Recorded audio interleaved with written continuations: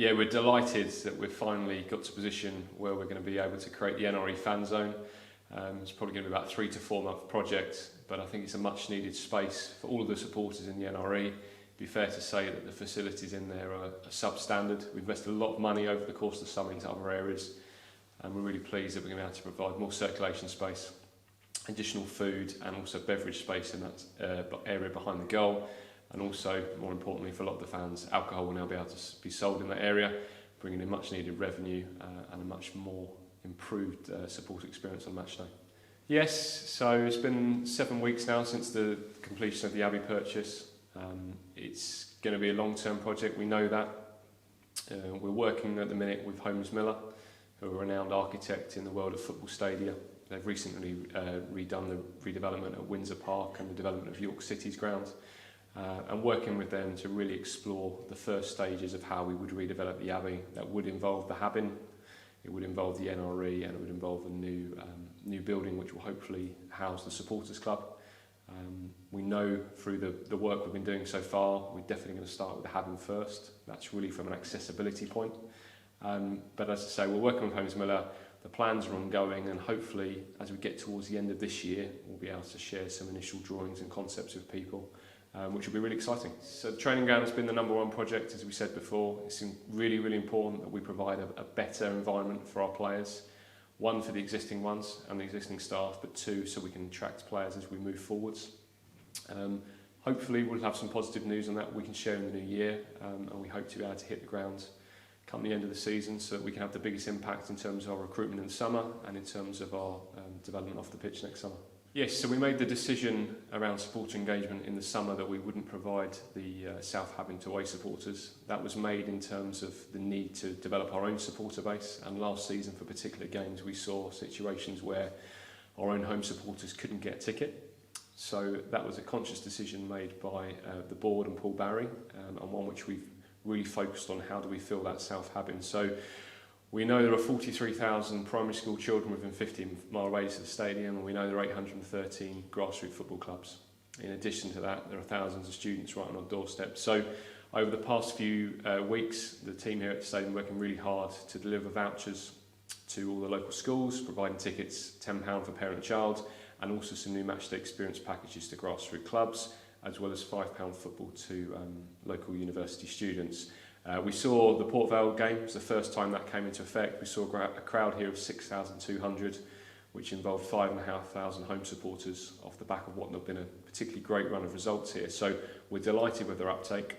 And if we go back to the Derby County game, we actually saw 300 home supporters attend who wouldn't have been able to attend had we provided that to Derby County supporters. So we know it's a slow burn, but it's important that we start this work. It's important that we start to build a generation, and it's important that when we do get to the point of redeveloping the stadium, we've got a fan base to fill it as well.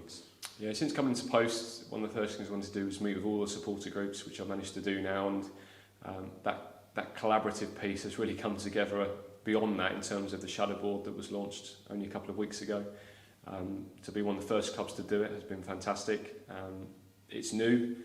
There isn't a blueprint, and it is really an ongoing, evolving process, but the first meeting was really useful. We spent a lot of time talking about property matters, and I'm sure it will be a really good resource for both the club and the supporter base that will bring the two groups a lot closer together.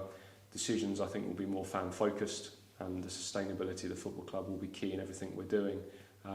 Off of that, we also had the Female Fans Forum back at the end of September, which Mark attended.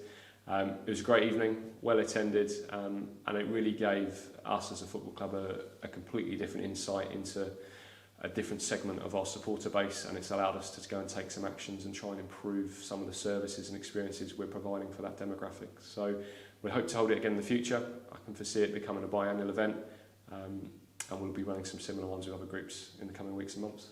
Yes, so big loss for the club in terms of Sam's departure. He's been here for 5 years. He's done a fantastic job in terms of driving not just the scope of the work that the trust rolls out here at Cambridge United, but also the revenue streams, particularly from a fundraising perspective. You'd have seen the sleep out events and the gala dinners. He's done a great job of that with his team. And it's really important now that we find somebody that fits the culture, not just of the trust, but of the club, so that we continue to work together really closely over the coming months and years. And that process has begun. We've made the decision that we are going to transition from Cambridge United Community Trust to Cambridge United Foundation. We think that's really important in terms of perception and in terms of the fundraising aspect, particularly in terms of how we engage with some of the larger organisations here in Cambridge in their CSR budgets. So it's really the next step. It's an exciting chapter, and I think we'll see some really exciting stuff take place in the next year in terms of the trust and its evolution to a foundation. Yeah, I think the fact that we're having to sit here and discuss it means that it's a negative. I thought it was a fantastic game. It was played in the right spirit. It was a great occasion. Unfortunately, some segments of both supporter bases have caused a lot of unrest and ill feeling. And really, to touch on those points, there is damage to the away stand at Peterborough, which is now going to have to be discussed with them about how that's financed. That's likely to have effects on what we can do in the future in terms of other projects that would benefit the supporter base. There's likely to be ramifications for the reverse fixture here, and again that's probably going to dampen our ability to bring in revenue streams and also supporters.